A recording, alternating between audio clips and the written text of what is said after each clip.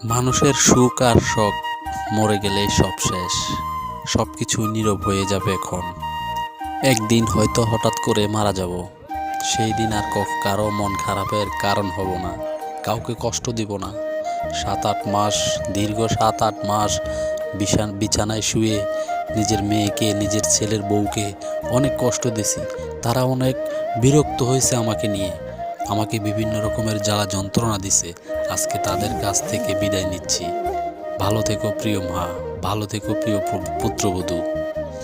যদি কারো সাথে মিশে, বন্ধু বান্ধব কারো সাথে মিশার পরে আমার কিছু গুনাহ হয়েছে, সেই গুনাহগুলি তোমরা আল্লাহর ওয়াস্তে গোপন রাখবে।